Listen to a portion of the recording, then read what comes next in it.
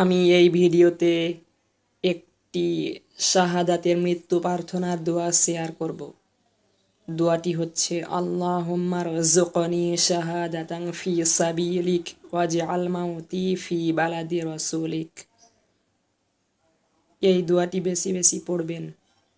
রাসূল সাল্লাল্লাহু আলাইহি ওয়াসাল্লাম বলেছেন, যে ব্যক্তি শাহাদাতের মৃত্যুর জন্য মনের ভিতরে ইচ্ছা আকাঙ্ক্ষা লালন করে না, সে বিছানায় ঘুমন্ত অবস্থায় মরলে মুনাফেক হয়ে মরবে।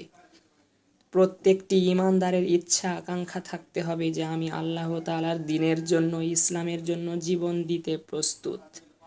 এজন্য শাহাদাতের মৃত্যু সবসময় প্রার্থনা করতে হবে আল্লাহ তাআলার কাছে। ঈমানদার কখনো মরতে ভয় পায় না ইসলামের জন্য। মুনাফেক যারা, তারা মৃত্যুকে ভয় পায়, তারা ইসলামের জন্য শহীদ হইতে চাইবে না, আব্দুল্লাহ ইবনে ওবাইদের মতো। তাই আমাদেরকে সাহাবীদের মতো ইসলামের জন্য জীবন দেওয়ার জন্য প্রস্তুত থাকতে হবে।